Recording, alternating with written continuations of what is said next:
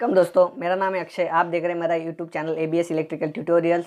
तो आज का हमारा यूट्यूब का टॉपिक है पावर फैक्टर। तो पावर फैक्टर क्या होता है?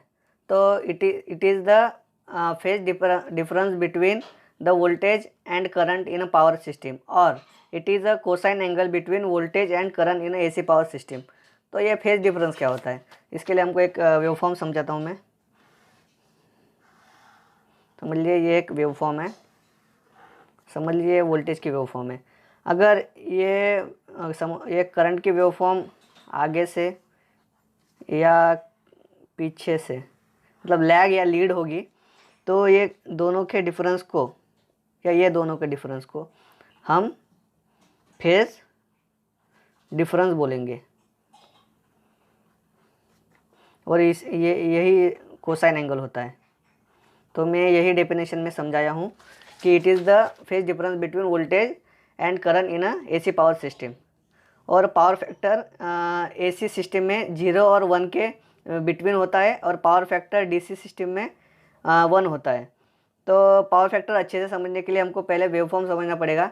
जैसे कि समझ लिए ये वेवफॉर्म है, वन साइकिल है। ये एक पॉजिटिव हाफ साइकिल है, एक नेगेटिव हाफ साइकिल है। तो ये इसमें जो मैक्सिमम डिस्टेंस है, जो टॉप डिस्टेंस है, इसको हम एम्पलीट्यूड बोलते हैं। और ये एक साइकिल कंप्लीट होती है, उसको फ्रीक्वेंसी बोलते हैं। जैसे कि समझ लीजिए फ्रीक्वेंसी 50 हर्ट्ज़ है। 50 हर्ट्ज़ मतलब एक सेकंड में हमारी वेवफॉर्म 50 बार ट्रैवल करेंगी। जैसे कि अभी ये ऐसा 50 बार ट्रैवल करेंगी, तो हमारी फ्रीक्वेंसी 50 हर्ट्ज़ होगी। तो पावर फैक्टर के टाइप्स कैसे पड़ते हैं? जैसे कि हमारा पावर फैक्टर ये कौन से टाइप का लोड हमने कनेक्ट किया है उस पर डिपेंड होता है। तो जैसे there are 3 types of load: resistive load, inductive load और कैपेसिटिव लोड। तो जैसे कि रजिस्टिव लोड में आता है हीटर्स आते हैं, गीज़र आते हैं, बल्ब आते हैं। जैसे कि इंडक्टिव लोड में मोटर्स आती है, फ़ैन आते हैं, वॉशिंग मशीन आती है, मिक्सर आते हैं। वैसे ही कैपेसिटिव लोड में कैपेसिटर बैंक आते हैं, जो कि हम APFC पैनल इंडस्ट्रीज़ में यूज़ करते हैं, कैपेसिटर्स यूज़ करते हैं। जैसे कि मोटर्स में या फ़ैन में हम कैपेसिटर यूज़ करते हैं। तो हम एक एक समझ लेते हैं। जैसे कि हमारा रजिस्टिव लोड है। जैसे हम रजिस्टिव लोड लगाते हैं, तो जो हमें सप्लाई, जो हम इलेक्ट्रिसिटी देते हैं, उसका जो हमें आउटपुट हीट के फॉर्म में मिलता है, तो वो हमारे रजिस्टिव लोड है। जैसे कि हम हीटर्स में हमें हीट के फॉर्म में हमें एनर्जी मिलती है, गीज़र में भी हीट के फॉर्म में मिलती है, बल्ब में भी हमें, लाइट में बस वो भी हीट के फॉर्म में ही होता है। जैसे हीट के फॉर्म में हमें मिलती है। तो उसकी रजिस्टिव लोड की हम वेवफॉर्म समझ लेते हैं पहले। तो ये रजिस्टिव लोड में जैसे कि हम ये वोल्टेज की वेवफॉर्म निकाल ली, उसके ही एम्पलीट्यूड कम रख के हमने करंट की वेवफॉर्म निकाल ली। तो इसमें रजिस्टिव लोड में क्या होता है, ओनली एक्टिव पावर कंज्यूम होने की वजह से करंट और वोल्टेज में कोई डिस्प्लेसमेंट नहीं आता है। कोई डिस्प्लेसमेंट नहीं आता है, voltage and current in phase होते हैं। तो इसकी वजह से थीटा की वैल्यू 0 आती है, मतलब इसमें कोई डिस्प्लेसमेंट ना होने के, इसलिए कॉस थीटा की वैल्यू आती है, मतलब cos theta cos 0 is equal to 1। तो कॉस थीटा की वैल्यू 1 आने की वजह से ये लोड की वजह से जो पावर फैक्टर मिलता है, हमें यूनिटी पावर फैक्टर मिलता है। और हमें through out the power system हमें यूनिटी पावर फैक्टर ही मेंटेन करना पड़ता है। तो उसके हम अभी फेज़र डायग्राम देख लेते हैं। तो फेज़र डायग्राम, जैसे हमें वोल्टेज को रेफरेंस मान लेते हैं, और जैसे मैंने अभी आपको समझाया कि वोल्टेज एंड करंट में कोई डिस्प्लेसमेंट नहीं होता, इसलिए यहाँ पे कॉस थीटा की वैल्यू 1 आती है, तो यहाँ पे थीटा 0 आता है। तो वोल्टेज और करंट में कोई डिस्प्लेसमेंट ना होने की वजह से करंट भी इसी वोल्टेज के रेफरेंस में आएगा, और यहाँ पे इसलिए वजह से कॉस थीटा 1 आएगा, तो पावर फैक्टर यूनिटी आएगा। तो अगला हम देख लेते हैं इंडक्टिव लोड। इंडक्टिव लोड जैसे कि ये यल है, जैसे हम इसको सप्लाई देंगे, तो हमें जो वेवफॉर्म मिलेगी, समझ लीजिए ये वोल्टेज है ओमेगा टी, ये वोल्टेज की वेवफॉर्म है। तो इंडक्टिव लोड की वजह से हमारे करंट लैग करेगा, मतलब वोल्टेज के बाद में स्टार्ट होगा। तो ये हमारा वोल्टेज कुछ एंगल से लैग किया, जो एंगल से लैग किया उसी को हम पावर फैक्टर बोलते हैं, और यही फेज डिस्प्लेसमेंट होता है जो मैंने आपको पहले समझाया था। फेज डिस्प्लेसमेंट होता है, तो इसकी वजह से हमारे वोल्टेज लीड हो गया, करंट लैग हो गया। तो इसकी वजह से जो हमें इस लोड की वजह से जो पावर फैक्टर मिलता है वो लैगिंग पावर फैक्टर होता है। और इसके हम फेजर डायग्राम समझ लेते हैं। अगर ये दोस्तों प्योरली इंडक्टिव लोड होगा,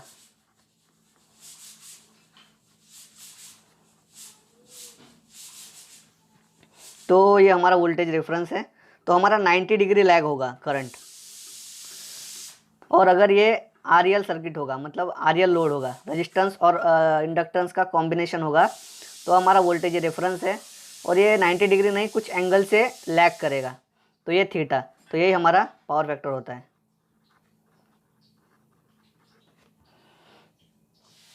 तो अभी हम आगे बढ़ते हैं। अभी इसमें यही दिक्कत होती है इंडक्टिव लोड्स, मतलब जैसे हमारा मोटर्स हो गए और फ़ैन हो गए। इसमें हम जब ये इंडक्टिव लोड की वजह से हमारे पावर फैक्टर, जैसे आप कभी भी मोटर्स की नेम प्लेट पे देखेंगे तो इसमें पावर फैक्टर कभी भी कॉस थीटा की वैल्यू कभी 0.86, 0.76 ऐसी आएगी, कभी 0.99 जैसी नहीं आएगी।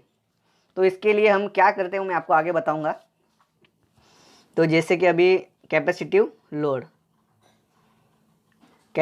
में जैसे मैंने आपको बताया अभी कि इसमें आते हैं कैपेसिटर बैंक आ गए, कैपेसिटर्स आ गए, ये हमारे कैपेसिटिव लोड होते हैं। तो जैसे कि समझ लीजिए अभी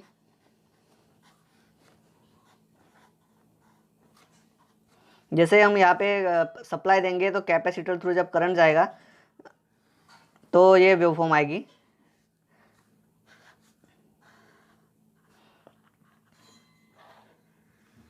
ये हमारा वोल्टेज की वेवफॉर्म है।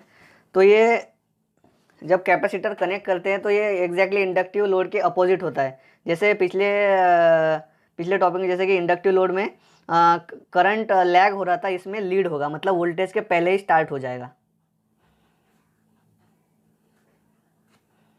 मतलब ये वोल्टेज से लीड करेगा।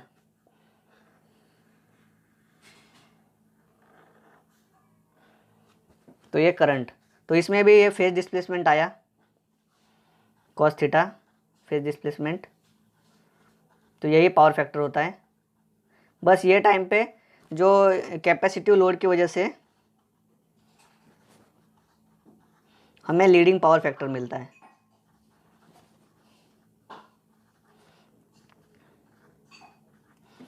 तो ये लीडिंग पावर फैक्टर, तो यही लीडिंग पावर फैक्टर हमें मोटर्स के पावर फैक्टर बढ़ाने के लिए यूज़ करते हैं हम। जैसे कि अभी समझ लिए हमारा इंडक्टिव लोड है, अभी ये वोल्टेज का रेफरेंस, ये इंडक्टिव लोड की वजह से हमारा ये लैग हो गया, तो हमें ये पावर फैक्टर यूनिटी करने के लिए, जैसे यूनिटी पावर फैक्टर क्या होता है, जैसे वोल्टेज है तो उसके फेज़ में, इन फेज़ में करंट चले। तो अभी जैसे ये लैगिंग है, जैसे हम कैपेसिटिव लोड मतलब कैपेसिटर बैंक मोटर्स के साथ कनेक्ट करते हैं। कैसे करते हैं, इसके लिए हमारे पास इंडस्ट्री में पैनल यूज़ होता है, APFC पैनल यूज़ होता है, automatic power factor control panel. इसमें क्या किया जाता है, एक रिले होता है, जो कंट्रोलर होता है, वो सेंस करता है कि हमारा कितना पावर फैक्टर है, हमको 0.99 तक ले जाने के लिए हमको कितने कैपेसिटर्स लगेंगे और कितने कैपेसिटर हमको ऑन करने पड़ेंगे कि ये हमारा ये पावर फैक्टर यहाँ पे आ जाए। तो जैसे हम यहाँ पे लीडिंग पावर फैक्टर मतलब कैपेसिटिव लोड लगाएंगे तो ये हमारा ये वेवफॉर्म आएगी। तो ये दोनों के इफेक्ट जब कंबाइन हो जाएंगे तो हमारा पावर फैक्टर यहाँ पे आ जाएगा। जैसे मतलब ये दोनों एक दूसरे को कैंसिल कर देंगे, क्योंकि ये लीडिंग है और ये लैगिंग है, दोनों का कॉम्बिनेशन में हमारा पावर फैक्टर मेंटेन होता है। यही फंक्शन है APFC पैनल का, कि पावर फैक्टर मेंटेन करने का। तो अब इसका हम फेजर डायग्राम में आपको बताता हूँ। जैसे कि समझ लीजिए हमारा वोल्टेज रेफरेंस है, अगर ये समझ लीजिए प्योरली कैपेसिटिव लोड है तो हमारा ये 90 डिग्री लीड करेगा करंट। अगर ये समझिए RC सर्किट है, RC लोड है, तो हमारा ये वोल्टेज रेफरेंस है और ये कुछ एंगल से ही करंट लीड करेगा, तो ये थीटा पावर फैक्टर। तो मैंने आपको बता दिया कि कैपेसिटर या कैपेसिटिव बैंक कहाँ यूज़ होता है, कि हमारा पावर फैक्टर इंप्रूव करने के लिए इंडक्टिव लोड में हम इसका यूज़ करते हैं, पावर फैक्टर मेंटेन करने के लिए, 0.99 या 1 करने के लिए। उसका मैंने कैलकुलेशन का वीडियो पहले बना दिया इसके पहले, तो आप वो ज़रूर देखिएगा। तो ये आपको अच्छे से समझने के लिए मैं आपको पावर फैक्टर ट्रायंगल से समझाता हूँ।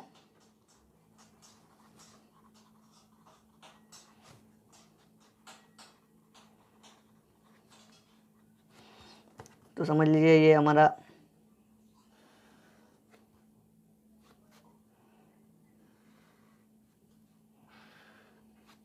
समझ लीजिए पी रियल पावर है, VI cos थीटा, ये रियल पावर है।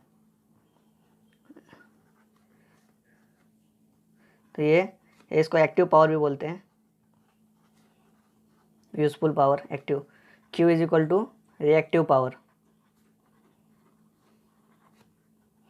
VI साइन थीटा, और ये होती है S is equal to VI apparent power. तो ये हो गया थीटा। तो ये आया कैसे, तो मैं आपको थोड़ा ये आया कैसे वो समझ फेजर डायग्राम से समझ जाता हूँ।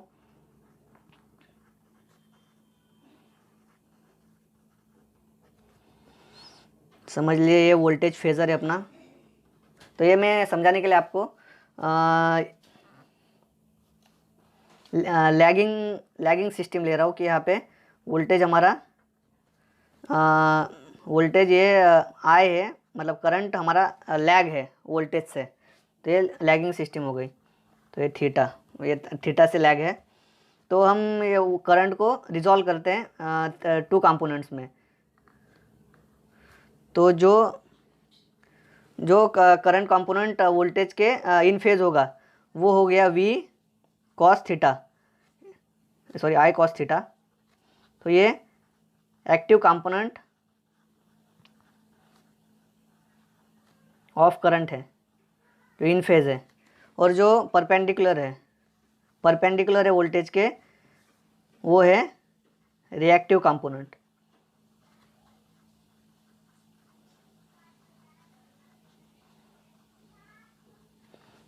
I sine theta. तो समझ ले, अगर मैं इसको यहाँ पे ट्रांसफ़र, मतलब पैरेलल है तो यहाँ पे ट्रांसफ़र करता हूँ, तो ये I साइन थीटा हो गया। तो I साइन थीटा हो गया। तो ये वी आई कॉस थीटा, तो यही पावर होता है, P is equal to VI cos theta. तो ये रियल पावर हो गई या एक्टिव पावर हो गई। तो यही V और I साइन थीटा, तो यही Q होता है, रिएक्टिव पावर होती है VI साइन थीटा। तो ये अकॉर्डिंग टू पाइथागोरस थ्योरम, तो ये S की वैल्यू कैसी आएगी, S is equal to √P square plus Q square. और एक तरह से निकलेगा S इज इक्वल टू ये P है, ये P है, और ये 90 डिग्री डिस्प्लेस है, तो ये यहाँ पे J आएगा, और ये Q की वैल्यू है, तो P प्लस JQ। तो S अभी थोड़ा, तो ये हो गया S is equal to P square plus Q square. तो P की वैल्यू क्या है, VI cos थीटा, इसलिए V square I square cos square theta plus Q की वैल्यू है V square I square sine square theta. तो V square I square common आ जाएगा, तो cos square theta plus sine square theta, तो ये इसकी वैल्यू 1 आती है। cos square theta plus sine square theta is equal to 1। तो ये वी स्क्वायर आई स्क्वायर बचा, तो मैं इसको कॉमन करके स्क्वायर ले लिया, तो स्क्वायर और रूट कैंसिल हो जाएगा, तो S की वैल्यू आएगी S is equal to V into I.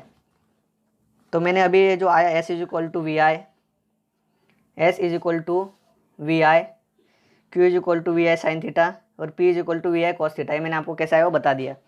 तो अभी जैसे कि हमें फॉर्मूले मिल गए, real power is equal to P is equal to VI cos theta, Q is equal to VI sine theta, और S is equal to V I. ये तीन फॉर्मूले हमें पावर सिस्टम में बहुत यूज़ होते हैं। तो हमें जैसे मैंने अभी प्रूव करके दिखा दिया वी आई कॉस थीटा, तो कॉस थीटा ही हमारा पावर फैक्टर होता है। तो cos theta is equal to आ गया P divide by V into I. तो पावर वॉट में होती है, watt divide by V I. तो हम इसको किलो में कन्वर्ट करके लिखते हैं कि kilowatt divide by K V. I current को हम एम्पियर में लिखते हैं। तो cos theta is equal to kilowatt divide by K V है, मतलब active power divided by apparent power, cos theta is equal to. तो यही फॉर्मूला होता है कि जैसे हम इंडस्ट्रीज में इंडस्ट्री का परफॉर्मेंस, कि हमारे इंडस्ट्री में लोड या मशीन बराबर वर्क कर रहे हैं कि नहीं, ये चेक करने के लिए हम यही फॉर्मूला यूज़ करते हैं। Cos theta is equal to active power divided by apparent